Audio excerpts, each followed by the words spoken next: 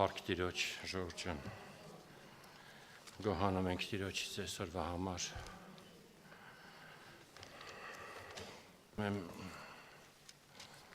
Մի հատ մարդու շուրջ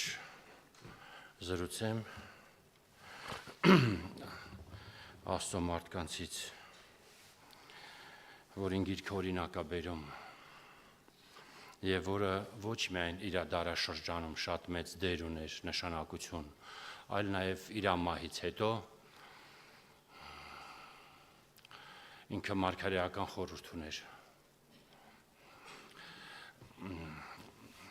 Եթե Դանիել մարգարեն ասում է, որ սուրբերը, որոնք մեղավորերին դարձի բերեցին, նման են աստղերին, այս սուրբը այդ խոշոր աստղերից մեկն է։ Գիրքը իրան անվանում է հենց սկզբից։ Դեռ ինքը չկար, ինչ բան իմաստով չկար, ասպարեզում չկար, ծնվել էր, կար երկրի վրա, բայց Աստված իր մասին վկայեց, սենց վկայեց, կարդամ, Առաջ Թագավորաց 13 գլուխ 14 համար, բայց հիմա Էսի Աստված ասում է Սավուղին Սամուելի միջոցով, բայց հիմա քո թագավորությունը հաստատ պիտի չլա։ Մենք գիտենք Սավուղ թագավորը եկավ մի հատ այնց խաչմերուկի, որ միանվագ պետք է ճիշտ անցներ, ինքը ճիշտ չանցավ ու մեր կյանքում հարցեր կլինեն, որոնց վերաքննություն չի լինի։ Հարցեր կա, վերաքննություն կա, բայց հարցեր կա, վերաքննություն չի լինի։ Այդ խաչմերուկը մեր կյանքում լինելու է մի անգամ, ու մենք պիտի ճիշտ անցնենք։ Մանավանդ եթե նախորդ Տերը ասել է ոնց անցնենք։ Չի թողել դու գլխի ընկնես, ֆայմես, ջոգես։ Տերը հենց դեմից ասել է ինչ ոնց պիտի անես։ Սավուղը չարեց դա։ Բայց հիմա քո թագավորությունը հաստատ պիտի չլա։ Տերը իրեն համար իր սրտի համեմատ մարդ կփնտրե ու որ իշխան կարգե իր ժողովրդին վրա։ Ռուսերեն ասում է եւ կհրամայի, որ այդ մարդը թագավոր լինի, թագավոր դառնա։ Այս տեսակ մարդիկ չեն վազում թագավորության, պիտի հրաման լինի, որ իրանք դառնան թագավոր։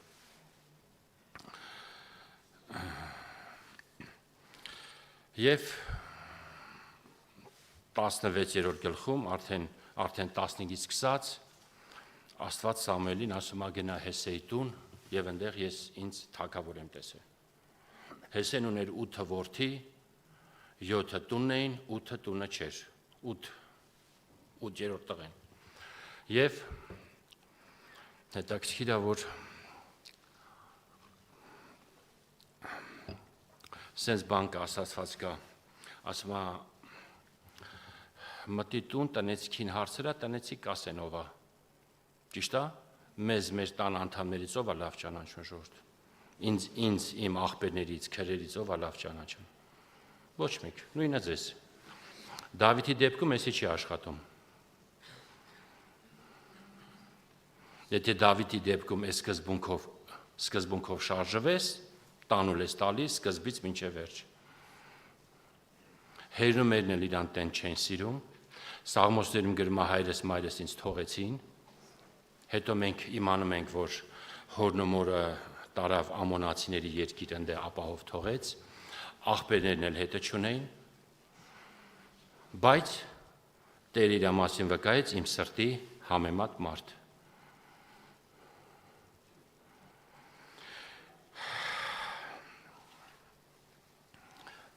Դավիթ թագավորը բան անոթ չէր, էլի պատրաստի անոթ չէր, ոնց որ Մովսեսն է։ Աստված երկու տարբերակ ունի անոթ տալու, կամ պատրաստի անոթ է տալի, որը ժողովրդին հովություն անում, կամ անոթ է տալի, որը մի գլուխ ժողովրդից բարձր, այդ բանը մի գլուխը պայմանական եմ ասում, ժողովրդից բարձր ու զուգահեռ իրանք աճում են առաջնորդը եւ ժողովուրդը, Ոնց է երևում այդ տարբերությունը։ Երբ որ անոթը պատրաստի անոթը մեղանչում է, այդ անոթի պատճառով ժողովուրդը չի տուժում։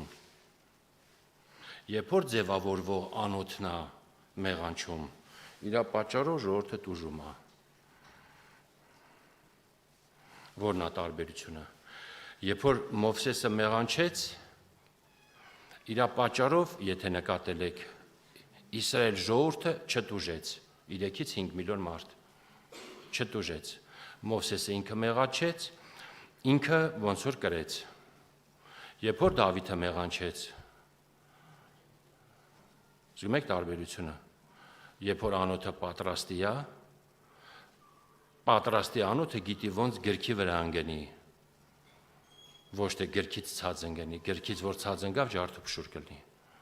Ինքը պետք է գրքի վրա ընկնի։ Եթե նույնիսկ գրքի վրա ես ընկնում, ոչ էլ կարող է քո անկումը երևա։ Դավիթը երբ որ մեղանչեց, մարգարեն եկավ 3 տեսակի պատիժ առաջարկեց։ Դավիթը ընտրեց, ասեց, եթե նկատել եք, այդ 3 պատժից ոչ մեկը չընտրեց։ Ինքը իր տարբերակը ասեց։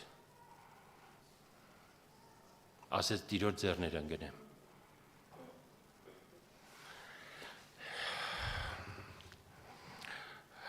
Թեպետ նա ձևավորվող անոթ էր, նորից եմ կրկնում, Մովսեսի պես պատրաստի անոթ չէր։ Դավիթի ընտրվածությունով ժողովրդը մի հատ թազա դարաշրջան սկսվեց, էրա սկսվեց։ Ոնց է կարծում, երբ որ Աստծո սրտի համեմատ մարդ գալիս է իշխանության գլուխ, ինչ է կատարվելու։ Հա, Աստծո սրտի համեմատ մարդ գալիս է իշխանության գլուխ։ Արդարները բարձրանում են, մեղավորները պաղկվում են կամ փախնում են։ Մարդ, որը Աստծո սրտի համեմատ մարդ, նաև Դավիթին սենց է բանանում, նորուխտը բնութագրում, ասում է, որը իմ բոլոր ցանկությունները կկատարի։ Աստծո սրտի համեմատ մարդ կարծես ապրում է Աստծո ցանկություններով, Աստծո կամքով։ Այդ կամքը իր համար բարի, հաճելի ու կատարյալ է, նենց պարտադրողական չի, ստիպողական չի, քանի որ Աստծուն սիրում է, ամեն ինչ որ Տերը իրան հանձնարարում է, նույնիսկ եթե բաներ կա իր սրտով չլինի, իր սերը հետի ծածկում է, ինքը այնքան նվիրված է Տիրոջը, այնքան սիրում է Հիսուսին, որ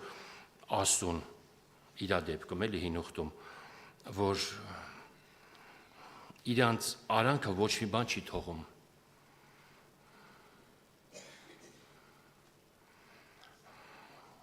Հեսա երևի կասեք, բա իր անկումը կամ բանը կարող է չասեք, մտածեք, գիտեք, իր անկումը կարար չլիներ։ Լիքը Աստծո մարդկանց կյանքում այս անկումը չեղավ։ Սա պարտադիր պայման չէր էլի, ոչ էլ սա պիտի, չէ, սա կարար չլիներ։ Սա կարար չլիներ, լիքը Աստծո մարդկանց կյանքում, Հեսուի կյանքում, Մովսես վերցրա, Եսայի, Դանիել, Հովսափաթ, Հոսիա, էլի աստվածավաղ թագավորներ կային, բայց իրանց կյանքում էսի չեղավ։ Մարդը մի հատ սենց գիծ ունի, գիտեք, 10-րդ գլխում 2-րդ թագավորած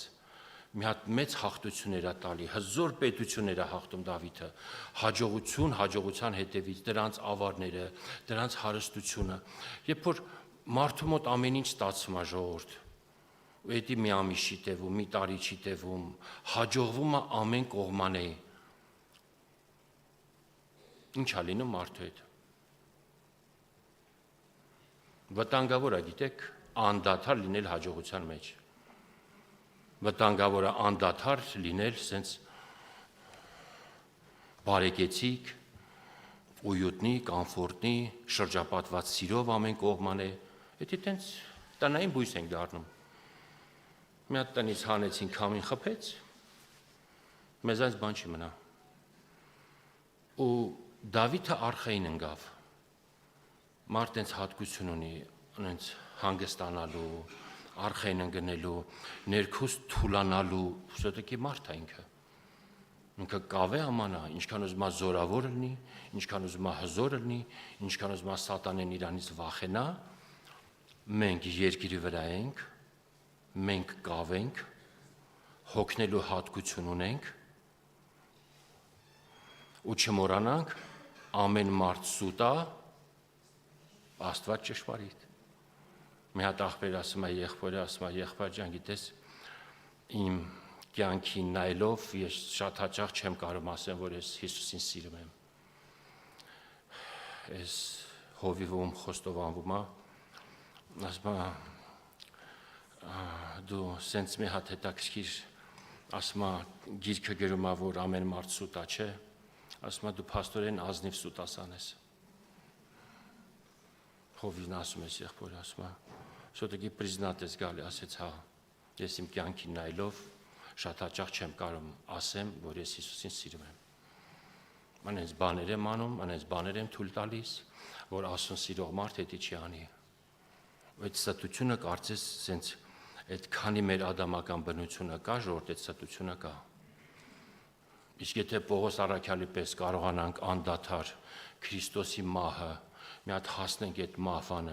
մտնենք այդ մահվան մեջ ու անդադար այդ մահը կրենք մեր կյանքում, եսի հաջողության գարանտիան է, գրավական հաջողության, եթե դա կստացվի մեր մոտ։ Այսինքն գիրքը ամեն ինչ տվել է, որ ստացվի։ Ու եթե իմ կյանքում մի բան չեղավ, ես չեմ գա երկինք ու Աստծո առաջ չեմ դնի բաներ, որ Տերը գլուխը կկախի։ Ոնց եք պատկերացնում, այդ ոնց է լինելու։ Ես հենց կանգնա Տիրոջ առաջ, ամեն ինչ կընկնի իր տեղը։ Ես կտեսնեմ իմ թերությունները, իմ վրիպումները ու Աստված չանի, եթե ինքը իմ հանդեպ դատավոր լինի։ Սիրող հայր, միայն սիրող հայր։ Եվ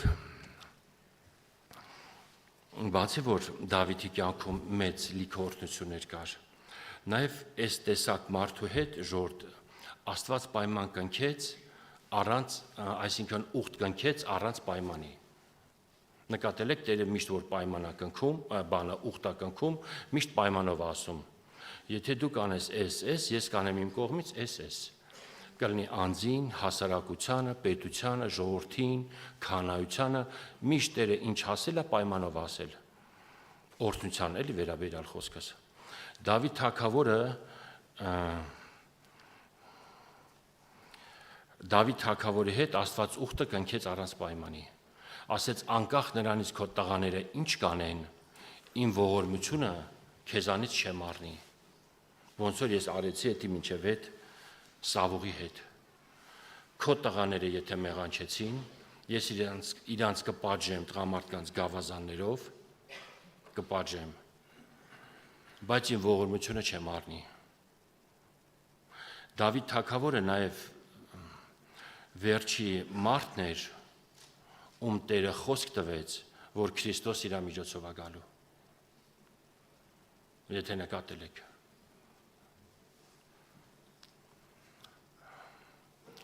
Դավիթով ոնց որ գիծը հստակ գծվեց, որ Քրիստոս, այսինքն այն որ Հուդայից հելնումա ծննդոցի մեջ, այդ Հուդայի մեջ եղավ կլինի Դավիթի ընտանիքը։ Դրա համար Հիսուսը կոչվեց Հուդայի ցեղի առյուծը։ Հուդայի մեջ էլ էդի Դավիթի ընտանիքն է լինելու։ Հեսեին շարավիղա հելնելու, ես եմ Հեսեի բունը ու արմատը գրված է, այսինքն Հեսեի տնից է Հիսուսը գալու։ Երկրավոր Տիրոջ տոհմը է լինելու Դավիթ թագավորը։ Վերջի մարդը, ում հետ Աստված ասեց, որ Քրիստոս գալու է քեզանից, եւ ուխտը, այսինքն ուխտը կնքեց առանց պայմանի։ Դավիթ թագավորը երկնքից էդի առավ։ Եվ հետաքրքիր է, որ երբ որ Դավիթը հելնում էր Գողիաթի դեմ, հիշում եք, չէ՞ քանի հատ քար վերցրեց։ 5 քար։ Այդ քարերը հետաքրքիր է, իր կյանքից հետո մարգարեական քարեր են դառնում։ հավատքի հիմքեր են դառնում, պաստուլատներ են դառնում, որը մինչև այսօր ժողովրդին կրթում, դաստիարակում է, բայց իր կյանքի օրոք այդ 5 քարերը սրանք էին։ Կարդամ, որ են կյանքի օրոք 5 քարերը եւ որ էին մահից հետո այդ 5 քարերը ինչ դառան Դավիթ թագավորի։ Եկավ մի ժամանակ, երբ որ Իսրայելը տուպիկի մեջ էր, խայտարակ ձևի տուպիկի մեջ էր, փղշտացի զինվոր զորքը, դե պաստերանի այդ բաները, պատերազմները կային, ամոնացիների, մովաբացիների, սիդոնացիների, փղշտացիների հետ, գերգեսացիների, միշտ այդ բանը կար, քանի որ հրեաները ազգերը չվրընդեցին սկզբից, հետո իրանք տուժում էին դրա պատճառով։ Երբ որ Աստծո սրտի համեմատ մարդ եկավ, Աստծո սրտի համեմատ մարդու ցանկությունը նախ եւ առաջ Աստծո ժողովրդին մոտեցնի Աստծուն եւ Աստծո փառքը իջացնի ժողովրդի վրա։ Տիրոջ քաղցրությունը, շնորհքը Տիրոջ ժողովրդը վայելի, Աստծո մարդը է տանում։ Աստծո սրտի համեմատ մարդը, Աստծո սրտի համեմատահովություն անում է ժողովրդին։ Եվ Սավուղի օրոք մի հատ խայտարակ, սենց փաստի առաջ էին կանգնած, մի հատ փղշտացի անունը Գողիաթ, բոյը 3.20 ժողովուրդ ջան, լենքը երևելի 1.20 մետր, ասենք դրա դեմ ոնց պայքարես, դրա վրա մենակ սպառազինությունը 100 կիլոից կարող ավել լինի, վահանը շպրտի, վիզդ կարա կդրի վրիցդ, մի հատ հսկա կանգնած ու 40 օր Աստծո անունը հայոյում է, 40 օր բաները, հրեաները հայոյանք են լսում ու ոչ մեկ լուծում չունի, սկսած Սավուղից։ Սենց մի հատ տուպիկի առաջականն է ժողովուրդը։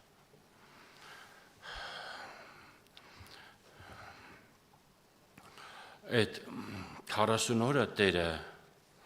նաև էդի համբերում էր այդ անարգանքը իր անվան համար, որ ժողովուրդը տեսներ, որ ինքը լուծում չունի, ժողովուրդը տեսներ, որ ինքը տուպիկի մեջ է, ինքը տարբերակ չունի։ Եվ երբ որ Աստված իր լուծումը բերեց, պատահական լուծում եկավ աղբերներին տեսնելու։ Հիշում եք հազարապետներին ինչ բերեց։ Պանիր, ճիշտ է, ով ասեց պանիր, ճիշտ է, կաթնամթերք բերեց, ժողովուրդ, եթե հազարապետը կաթնամթերք ա ուտում, կաթնամթերք ուտողը ճշմարտության խոսքի մեջ, ոնց է, եթե հազարապետը սկի հաց ու պանիր չի ուտում, կաթնամթերք ա ուտում, տվարոկ, սմետան, պանիր, ոնց է կարծում, կարա փռի Գողիաթին։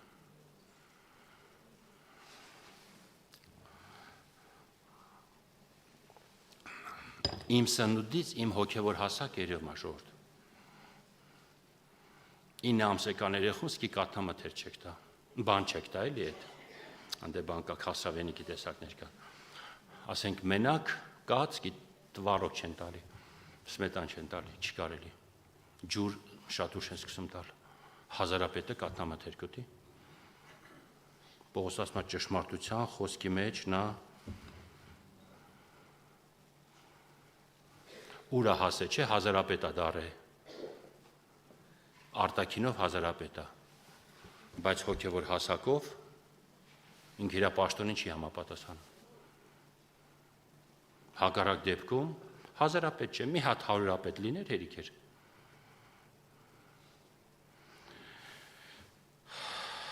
Ու հանկարծակի Դավիթը գալիս աղբերներին այցելելու, մի անգամ հայոյանքը լսում է, ու ասում ես ով ես փղշտացին, ասում սենց հայոյում է,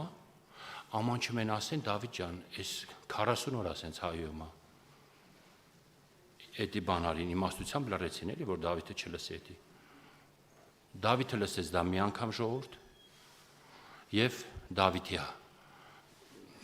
դա բանը վերջի անգամ էր, մի հատ աղբեր ունենք, ասում է բոյով Գողիաթը դարավ երկար, վիզը որ կդրում ես ինք էլ բոյով չի, ինքը արդեն երկար է։ Եվ Դավիթի միջոցով Աստված Աստծո փառքը Իսրայելում անենց ծագեց, դա հետագայում իր 5 քարերից մեկը կլինի, ինչ ես հիմա պատմեցի, պրոստը մի քիչ առաջ են գա։ 16-18, երբ որ Սավուղը խնդիր ունի, լուրջ խնդիր ունի։ Մարդ են մանգալի, թագավորը հարձակման տակ է։ Հարձակման տակ է, թագավորին օգնել է պետք։ Եվ առաջ թագորած 16-18 ասում է. Ծառաներուն մեկը պատասխան տվավ ու ասավ. ահա Բեթլեհեմացի Հեսեին մեկ տղան տեսա, որ քնար զարնել գիտի։ Ոստեղ 5 բան ասում Դավիթի վերաբերյալ։ Էս իր 5 քարերն է, որ իր կյանքում ինքը ուներ։ Բնածին էդի Տերը իրան տվել էր, որը բնական է հնարավոր է զարգացնելու կարիք ունենա, արծածելու կարիք ունենա, թուրը կա, բայց թուրը պետք է սրած լինի, թուրը պետք է փայլի, ու թրով պետք է վարժված լինես, այն որ թուրը կա, հələ դա ոչ մի բան չի ասում։ Ես դե նայեք 5 բան շեշտում Դավիթի մասին։ Ահա Բեթլեհեմացի Հեսեն մեկ տղան տեսա, որ քնար զարնել գիտի, 1 Անիկա զորավոր պատերազմող 2 Ճարտասան 3 Գիտենք, որ Դավիթը ճարտասան է։ Լեզու բերան ունի։ Ուտակշիրա բերան ունի։ Ուտակշիրա ճարտասան 4-րդը գեղեցիկ տեսքով կտրիչ մնե։ Եվ 5-րդը եւ Տերը անոր հետ է։ Այս ծառան որտից գիտեր Տերը Դավիթի հետ է։ Ոչ Դավիթի տնից էր, ոչ Դավիթի քաղաքից էր։ Հեսեի տղերքից մեկին տես ասում է։ Կստացի վերջի տղեն էր։ Հիմա Գողիաթին որ գնաց Գողիաթի դեմ ժորդ, քանի քարով պարեց Գողիաթին,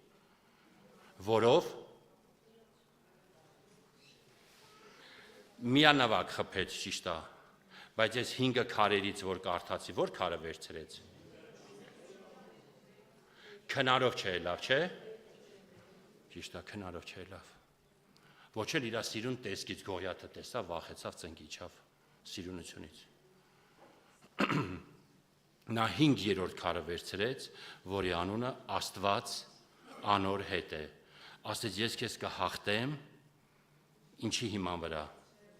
Տերը իմ հետ է։ Մենակ դրա հիման վրա եմ ես քեզ հաղթելու Գողիաթ։ Մի երևի 7-8 տարեկան եմ, պապին պատմեց այս դեպքը, ընգամտկերով էլի, ասում եմ, պապի, բա որ քարը չկպներ Գողիաթի ճակատին, եղե անցել արդեն, բայց մեջս ապրումներ է Դավիթի վրա, ասում եմ, բա որ քարը չկպներ, ասում եմ, ինչ էր անելու Դավիթը։ Պապին ասեց, բալես 5 քար ուներ, 4-ն էլ կար։ Դե պարզ է, այն 4-ն էլ եմ հեսա փջելու, բայց պապին մի հատ բան ասեց, բալես գիտես Աստված իրան ինչ ասեց, ասեց դու քարը հավատքով գցի, էդի չկա գրված, ինչքան կարդացել եմ, էդի չեմ գթե, պապին 92 թվին ննջեց գնաց, մինչև այսօր ես էդի չեմ գթե, բայց էդ ինձ ինձ հանգստացրեց, ասեց Աստված իրան ասեց, Դավիթ, քարը դու շպրտի հավատքով, ես այդ քարը կտանեմ, կկպցնեմ Գողիաթի ճակատին։ Էդի որ լսեցի, ասի հա, ասեց բալես հավատքի կյանք հետ է, առնում ես Տիրոջից ու գործում ես, արդյունքը Տերը ապահովում է, դուրս եկավ էդի, դուրս եկավ, բայց ասենք այդ պահին պատրաստ չէ, էլի սիրտս տա Հիսուսին, սրտի հարցեր կար, 92-ից սկսի գալ, հլա պապին կենթաներ, ասի ոնց, պաստորեն Աստված է գարան, ասեց հա, բալես Տերը գարանտիա է տալի, ասում դու քարը շպրտի, ես Գողիաթին կտապալեմ, Այդ նույն պրինցիպով ժողովուրդ մինչև այսօր գավազանը ծովի վրա բարձրացնում են, ոչ մի ալիքներ չի բացվում։ Մինչև այսօր վայրի վարունգները Իսրայելում փրթում են, ալուրը ցանում են վրեն, մեռան ամեն սորտի ալուր են ցանում, դրանք այտենց մահացել մնում են։ Այն ինչ Եղիսեն արեց։ Հոգևոր գործողություն կար ընդ։ Աստծո խոսքներ ընդ։ 1000 հոգի կեթան կընկնեն, եթե քեզ խոսք ա եղել, դու կգնաս ու կանցնես։ Դու չես ընկնի։ 5 քարերը կարդացի, չէ, իր կյանքի օրոք։ Անձի տվյալներն էր, բնածին Աստված իրան տվել էր։ Դավիթի 5 քարերը, որ իր կյանքում ինքը առատ օգտագործեց։ Եվ իր մահից հետո Դավիթի 5 քարերը դառան սրանք, որը ժողովրդին մինչև այսօր կրթում դաստիարակում է։ Դավիթի 5 քարերը եկեղեցուն կրթում դաստիարակում է, 5 բան է հիշատակում Դավիթի մասին Դավիթի մահից հետո։ Եվ շատ հաճախ, երբ որ Եզեկիելի, Երեմիայի մեջ Աստված ասում է, եւ իմ Դավիթ ծառային կդնեմ թագավոր բոլորի վրա, Դավիթի անվան տակ նկատի ունի Հիսուս Քրիստոսին։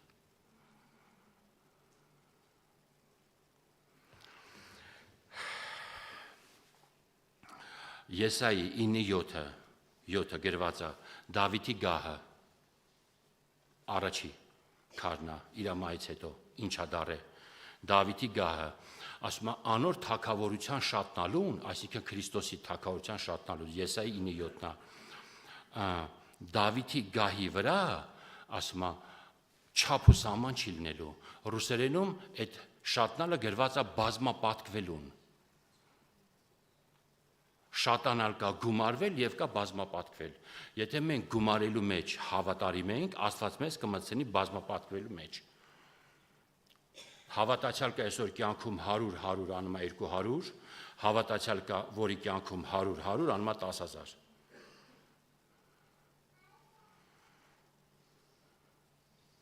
Այդտենց հա։ Իսահակը մի ցորեն դրեց ինչքան առավ։ 1-ին 100։ Անդե սկզբից բան կար, Տերը իրան ասեց, ինքը լսեց։ Հաջողությունը դրա հետևանքներ։ Դավիթի գահի վրա, այսինքն Քրիստոսի թագավորությունը բազմապատկվում է եւ գումարվում է Դավիթի գահի վրա։ Դավիթի գահը Դավիթի սիրտն է, ժողովուրդ։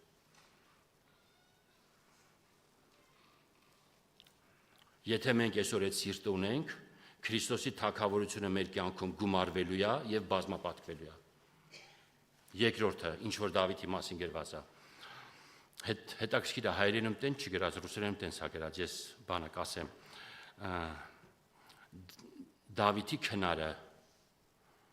Ամոս 6:5 Ամոսը երբ ապրե։ Դավիթի մասին, Աստվածա Դավիթի մասին ասում է, ժողովրդին ասում է, այդ ձեր նուրբ անկողիներում պարկած եք, ոնց որ սենց թրև գաք, երաշտական գործիքներով երգում եք, ու գիտեք, որ քնարին տիրապետում եք Դավիթի պես, դուք մտածում եք Դավիթի պես քնար եք զարնում։ Հետաքրքիր է, մահից հետո ինչի է Աստված Դավիթի քնարը շեշտում, էլի այդ զարնելը շեշտում։ Ժողովուրդ հիշում եք, չէ՞, նվագում էր դևը, որը իրավունքով էր մոտեցել Սավուղին, իրավունքները թողում փախնում էր։ Այնքան կատարվեց, երևի մինչև այդ դևը եկավ, նույնիսկ ինձ ենթադրում եմ էլի։ Երևի այդ դևը լացելով եկավ, Արուսակին ասեց մի բան արա։ Դավիթը հենց նվագում է, չեմ դիմանում։ Այն էլ երևի նախանձին ուղարկեց, ասեց գնա, Սավուղին հիմա դու գնա նախանձ։ Ու նիզակով կխփեց Դավիթին։ Դավիթին Սավուղից կհեռացնենք, Սավուղին կթողենք մենակ, Սավուղին մենակ, Դավիթ անել հեշտ է, Սավուղը մերն է։ Այսինքն քնար զարնելը ո՞րն է։ Գրագետ երգերն է։ Ուրեմն դե առաջինը կարա Անդրեյ Ռյունը լինի, Քլայդերմանը լինի, հա, Սլավիկ ախպեր։ Հաստատ լավ են, չէ՞ զարնում։ Բայց ամբողջ խնդիրը գիտեք որն է, ժողովուրդ, Սուրբ Հոգու դաշտը չի իջնում։ Քո երգի ժամանակ քո գործնեության ժամանակ Տերը տերորդի մեր խորին, բան չունեմ ասելու, բայց եթե խորը մաքրության մեջ ապրում, սրբության մեջ ապրում, իրանց երկի ժամանակ պետք է հոգի իջնի։ Էդի քնար զարնելն է Դավիթի պես։ Նոր կտակարանում, գիտեք չես, ռեկորդը ոնց սահմանվեց։ Եթե Դավիթը նվագում էր դևը կամ մի քանի դևեր մի հոգուց հեռանում էին, նոր կտակարանում երկու առաքյալ բանտում, ծեծած, ջարդած իրանց քնարները հանեցին, ունեն զարկեցին, որ հռոմեական բանտը փլին։ Սուրբ Հոգին անենց իջավ այդ բանտ, սաղի կապերը թուլացել է, ժողովուրդ, սաղի կապերը թուլացել է, ու ոչ մի կալանավոր չի փախնում։ Ոնց կարելի է դա բացատրել։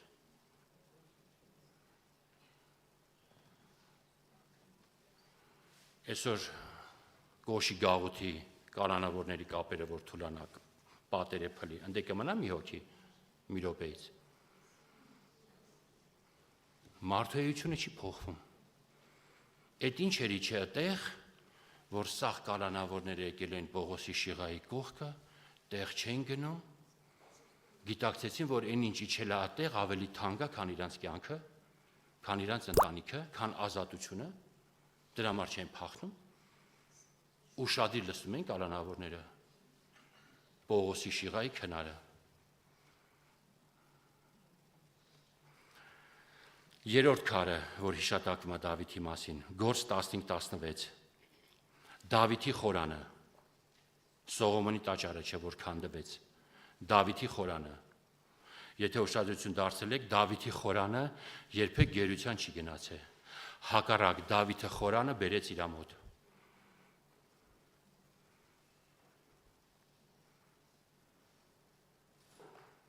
Խորանը, որտեղ ուխտի տապանակն էր։ Դավիթի խորանը էդի եկեղեցին է ժողովուրդ։ Եվ հիշում եք, գիտենք, Դավիթի պարտությունը արտաքին թշնամուտ չէր, ներսից էր։ Դավիթը ներսից ընկավ։ Դսից ոչ մի թագավոր իրան չի կարացել զարկի, ոչ մի զորք։ Միտեղ գրած է ESV-ին, նոր զենքով զինված, հելավ Դավիթի դեմ, Դավիթը հոգնած էր, կողքը հայտնվեց Աբեսան։ Աբեսան ընդամենը 300 հոգու էր հաղթում, առաջի եռյակի մեջ էլ չէր մտնում։ Գիտեք չէ առաջի եռյակը։ Իսբասև Ախամանիցյանին, Եղազարը Դոդոյի տղեն ու Շամա Գարարացին։ Առաջի եռյակը։ Էդի նոր կտակարան մետը Վերա Նադեժդա Լյուբով։ Էդ իրեք զինվորից հզոր, եթե հին ուխտում Դավիթը առաջի հզոր եռյակ ուներ, նոր կտակարանը ոնց է կարծում Քրիստոս ունի այդ զորքը թե չէ։ Սերը, հավատքը, հույսը։ Այդ իրեք զինվորն են։ Դրանց դեմ խաղ չկա։ Ոչ մի պետություն չի կարող այդ իրեք զինվորին հաղթի ժողովուրդ։ Դաժե Բեթլեհեմի ջրհորից երբ որ ջուր էր պետք բերել, այդ առաջի եռյակը գնաց, առաջի անգամ ֆրոնտը ճեղքեց, ջուրը վերցրեցին, երկրորդ անգամ Պագրանատիրադը փղշտացիների ճեղքեց, բերին Դավիթին ջուրը տվին։ Դեպի Դավիթի ջուրը չխմեց։ Եկեղեցին դրսից եկեղեցում ոչ մեկ չի կարող հաղթի։ Եթե եկեղեցին ինչ որտեղ պարտվել է, տանուլ է տվել, պարակտում է եղել, ներսից է եղել ժողովուրդ։ Ներսի դավադրությունը, դավաճանությունը, բաժանումը, դրսից չեն կարող։ Հյուսիսային Կորեայում Քրիստոսի եկեղեցին 70 տարի բանտի մեջ է։ Աղբերներ կան, որը Կիմ Ir Սենի օրոք նստել են բանտ։ Մինչև այսօր Կիմ Չեն Իրի օրոք իրանք բանտում են, 3-4 սերունդը բանտում ածնվել։ Էդի որտեղից գիտեմ, եթե հիշում եք մի քանի տարի առաջ այդտեղ հովիվներ էին այցելել մեզ հարավային Կորեայից ու Սիբիրից, երեցական եկեղեցուց, ամուսինը այդտեղ խոսում էր։ Հիշում եք թե չէ, սաղին պատմեց ինքը։ Ինքն էլ 30 հատ խոտկա ուներ մենակ Հյուսիսային Կորեա, կտակարան, երկարան, աստվածաշունչեր տարե, ռոզիսկի մեջ հանդե։ Նու արդեն ծերեր, էլ չեն թողում աղբերները ծառայեր։ Գրքերը մեջքին, գետը անցում, Հյուսիսային Կորեա գիրք ես մտցնում, գիտես չէ՞ ինչա նշանակում։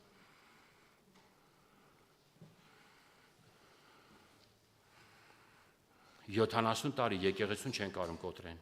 Երեխեք, որը ծնվել են բանտում, չգիտեն կոկա-կոլա ինչա, չգիտեն ծամոն ինչա, այն համադանկերակը ոչ մի բան չգիտեն։ Բայց անտառներում թփերի տակ գրքեր ունեն պահած։ Ամեն ինչ անում են, որ այդ օրը մի երկու ասենք թերթ ավել կարդա այդ նոր կտակարանից։ Աստվածաշունչ չունեն։ Մարդիկ բանտերում մահացան, բայց հավատարի մտան երկինք։ Ու եկեղեցին Հյուսիսային Կորեայում այսօր գործում է։ 18 թվին Բագորյանի թարգմանության էի նոր բանա կտակարանի Վիչֆիլդներ բանարեգյանց առաջարկեցին գնացի։ Պակիստանից աղբեր եկե, ասում է 3 միլիոն քրիստոնյա կա Պակիստանում։ Պաշտամունքները, որ անում ենք, օմոնը գալիս է, սպեցը մասկեքով, բետերներով, ավտոմատներով, սա շրջապատում է հավատացյալներին, ասում է պաշտամունք անում ենք, սպասում է գնանք տներով, որ քշում են։ Քանի անգամ պաշտամունքի ժամանակ անցել են լուսամուտից լիմոնկա են գցել։ Պրատիվապիխոտնի լիմոնկա, ասկոլոչնի, չի տրակե։ Մի քանի անգամ արել են, բանը պետությունը որոշեց ռիսկի չդիմի։ Քանի անգամ լիմոնկա են գցել, չի տրակե ժողովրդի մեջ։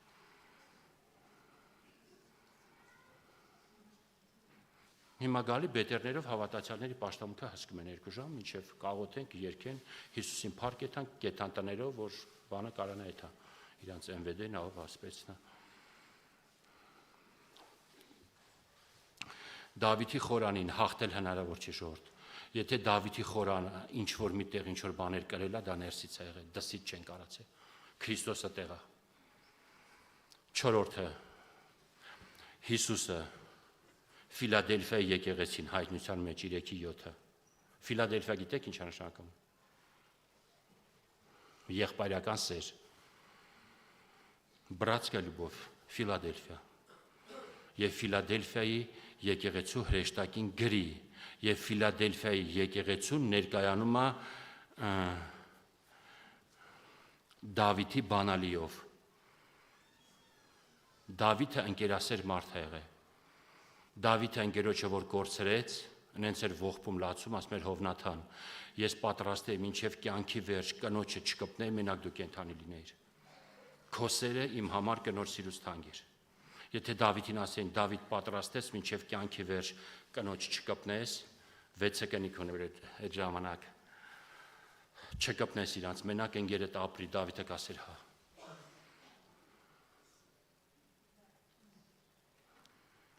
Եվ Քրիստոս ասում է, որ հաղթեցի եւ ունեմ Դավիթի բանալին։ Որ Քրիստոս ունի Դավիթի բանալին, ուժ է։ Բայց բանալին Դավիթին որտեղից։ Աստված էր իրան այդ բանալին տվել։ Բայց մենք չափերը տարբերում ենք, չէ՞։ Եթե բանալին Դավիթ այդ բանալին օգտագործում էր պետության մակարդակի մի ազգի, Քրիստոս այդ բանալին խավար եւ մահ, լույս եւ կյանք, տիեզերք, դժոխք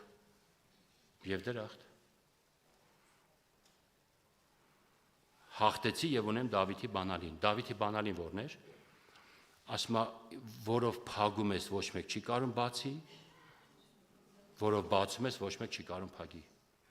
Դավիթի իր սաղ պատերազմները գիտեք ոնց է հաղթել։ Զարմանակ։ Աղոթքով։ Գիտեք որն է տարբերությունը։ Երբ որ մարգարեն դարավ թագավոր։ Քահանան էլ կարա մարգարե լինի։ Մարգարեն չի կարա քահանա լինի, բայց քահանան կարա մարգարե լինի։ Եվ Եզակի թագավորն է, որը մարգարե էր։ թագավորը կարա մարգարե լինի, քահանան կարա մարգարե լինի, բայց քահանան ոչ կարա թագավոր լինի, ոչ էլ թագավորը կարա քահանա լինի։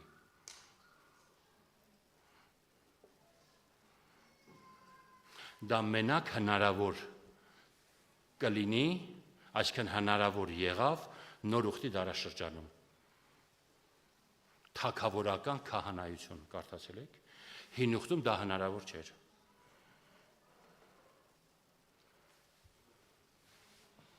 Եվ մարգարե լինելով ժողովուրդ գեներալների հետ խորհուրդ չէր անում, երբ որ զորքը գալիս էր, Դավիթը գնում էր աղոթք անելու։ Դոստուպ ուներ երկինք։ Աղոթքի մեջ Տիրոջից առնում էր, ասում էր ինչ անեմ։ Աստված ասում էր ճակատար ու կհաղթես։ Գալիս էր ճակատարում հաղթում էր։ Եկող տարի վրեն եկան նորից զորքը։ Հին առաջնորդությունով չշարժվեց, հին պատասխանները առած։ Մի հատ գնաց նորից աղոթք անելու։ Բայց սատանայի հաշվարկը հենց բանը գիտեք որն էր, որ ինքը շարժվի հին օծությունով, աղոթք չանի։ Ու եթե հնով ինքը շարժվեր, ինքը պարտվում էր։ Թեպետ հինը էլի նույն ձևի Տիրոջից էր առել։ Գնաց աղոթք անելու, Աստված ասեց ճակատ չհելնես։ Այսի Դավիթի բանալին է ժողովուրդ։ Աղոթքի մեջ Դավիթը ինչ բացվում էր, չէր փակվում, ինչ որ փակում էր, էլ չէր բացվում։ Եվ վերջի բանը, որ Դավիթի մասին շեշտվում է, Հայտնություն 22:16, Դավիթի աստղը։ Ես եմ Դավիթի առավոտյան աստղը, ասեց Քրիստոս։ Ոնց Դավիթը Սավուղի խավարի ժամանակ, Սավուղի թագավորության ժամանակ լուրջ խավար տիրեց ժողովուրդ։ Թագավոր, որը Աստծո երեսից ընկավ, Աստծո շնորհքից ընկավ, Աստծո աչքից ընկավ, ժողովրդին բերեց փլատակների։ Դավիթը այն աստղն էր առավոտյան, որ ծագեց ու այդ ծագելով ժողովրդին հաղթանակ բերեց։ Այդպես Քրիստոս մեր կյանքում այն առավոտյան աստղն է, որ իր ծագելով մեզի պետք է հաղթանակ բերի։ Եթե մենք կպանք Տիրոջը, Հիսուսին գտանք, մենք հաղթող կլինենք ժողովուրդ, անկախ նրանից որտեղ որ գտնվում ենք, ինչ իրավիճակներում ուզում լինի։ Աստծո համար տուփիկներ չկա։ Աստված քո յուրաքանչյուր խնդիրից 1000 հատ երկ ունի, 1000 հատ վիխեդ ունի։ Դա ես եմ տուփիկի մեջ, բայց Տերը տուփիկի մեջ չի։ Ամեն։ Փառք Հիսուսին։ Այս Դավիթի 5 քարերը մինչև այսօր մեզի կրթում դաստիարակում է։ Եվ օրինակածառայում ոնց պետք է Տիրոջը մոտենանք, եւ ոնց Տիրոջը հաճելի լինենք։ Աղոթք ենք անում։